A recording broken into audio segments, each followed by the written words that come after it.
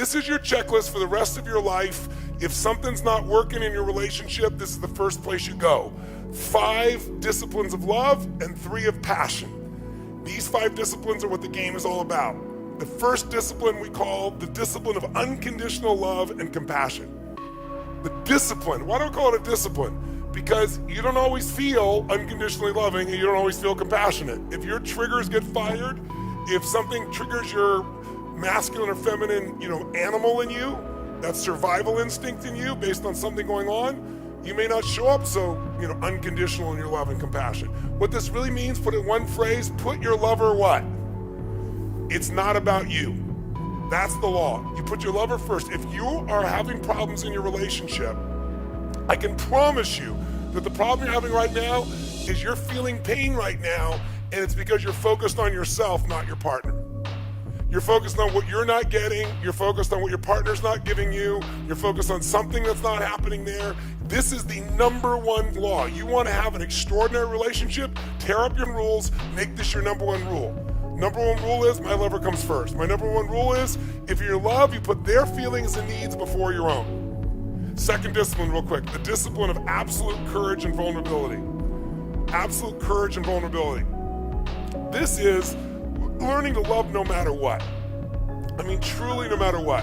Now, how many people are going to do that? Not many. Not many people are going to have an extraordinary relationship. But what I mean by this is, if you have courage and vulnerability, that means you tell the truth. That means you open up. Most people, out of a lack of courage, hold back their gift. This idea that you're going to give pain to somebody you love, you're going to punish them, that takes no courage, that takes no vulnerability, that's just stupidity. So the more vulnerable you are, the more power you have, because love penetrates all. Third law, it's the law of positive intent. The discipline, I should say, of positive intent. By the way, discipline weighs ounces, regret weighs tons. Discipline weighs ounces, regret weighs tons. You don't follow these disciplines, you're gonna have regret. Right? That's their disciplines, their commitments, they're things you're gonna do no matter what. Discipline means even if it's not easy, you still do it, right? Discipline is, it's a habit. That's what a discipline is, it's a habit. It's the discipline of positive intent. You know the deeper truth that this is a no blame game. You know that when something happens, no matter what it was, like when I said that to her, my girl knew, she and I made a decision early on. I decided, and this is a decision I encourage you to make if you haven't made it, or make it anew if you haven't made it in years. I decided I knew this woman's soul. This woman's soul was as pure as anything I could ever dream of in my life. I knew that I loved this woman, her soul was pure, so no matter what happened, I would serve her, and no matter what happened, no matter what she said, no matter what she did, I would know, even if I couldn't figure out how, the intent was pure. The intent was wanting to get closer. It looks mean, but she's scared. It looks vicious, but she's just freaked out. And same thing with me. He looks like he's an unconscious asshole. He just doesn't know. It looks like he doesn't give a shit. He's actually a masculine male, and this is what they do, right? We shifted the meaning to always there's an empowering meaning because there's never negative intent, no matter what it looks like, no matter what was said. And by having that, along with that, the discipline of positive intent, in a sense, no blame game, we immediately apologize. It doesn't matter what has happened.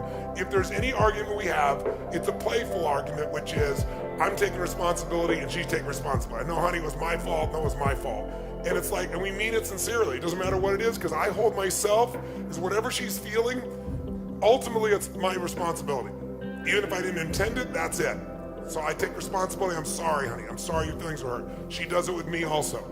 And since we both are constantly doing it, it makes it like there's nobody ever blaming somebody else. So think about this. We put each other first. If we find we're not, we change that immediately, right?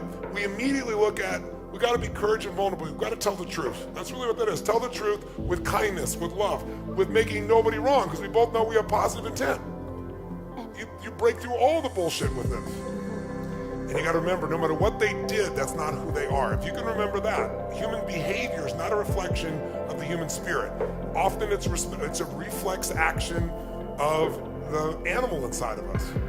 And if you can know that, you know their spirit, you know their soul, then you know when people get insecure, when they get uncertain, when they go in survival, I've done it, you've done it, we've all done it. So instead of judging and making them wrong because you're scared of being hurt again, you got to come back to, I know what their intent is, I know it's positive. When you question my intent, you end the relationship. You question my behavior, you got every right to do that, even if I disagree with you. You just never question intent. I'd underline that, I'd bold it, I'd go on. If you question intent, you are destroying the relationship. So when you look at somebody, usually you subscribe either what you would do, or if you dislike something about them, or you're in a bad state, you'll come up with the worst reason why they did it. It's never the truth. They did it to meet some needs, same as you. But underneath it, if you know their soul, you just don't question their intent. Now think of it, if you just did these three things, what would be destroyed on your list? Oh my God, our kids, blah, blah, blah, blah, blah, blah. Wait a second. My wife comes first, my husband comes first. You know what? Bottom line is, I trust and love them. These kids are going to be great. I'm going to bend. I'm going to find something here for him. I'm going to find something here for her, right? And I'm making this so crazy. I'm so upset. What am I really upset about? I'm upset thinking my kids are not going to be the way I want them to be. Not my kids are going to be the way they're meant to be. So it's really about me again, right? You know, discipline of absolute courage. You know, honey, I just want to talk to you. I'm concerned. This is how I was raised. I know you were raised differently, vulnerably. I love you. I love you the way you are. You're a rebel. You love me. I have rules. Maybe our kids will be okay with that too. What do you think? Finding some way. You know, knowing that there's positive intent will kill any anger, upset inside this piece. Fourth one of the 5 disciplines. Fourth is the discipline of honorable language and moment-to-moment awareness. Honorable language. There is power in love, adoration, and praise. And most of us don't use it enough. Most of us don't praise enough. And when I say praise, make a note. If you're going to praise your man or your woman, you must praise them specifically, not generally. But moment to moment, being consciously aware of the impact that you're having with your language and your presence on your partner. And your language as well. Body language, words, deeds. It's knowing you have an impact and seeing that impact. You know, if I'm doing something and I look over and I see my girl is not in a great place, I don't continue. So what happens for a woman to understand is we get information in, and if we hear a word, words go into that file in our brain, left hemisphere. Emotions go on the other side. But when you say a word to a woman, it hits both hemispheres. It's like if I asked you, where were you on, you know, the 11th of August in 2001? But if I asked you, where were you on 9/11? Probably remember exactly where you were in the room when you heard about it, or you were there, you saw it. Because information with emotion is remembered forever.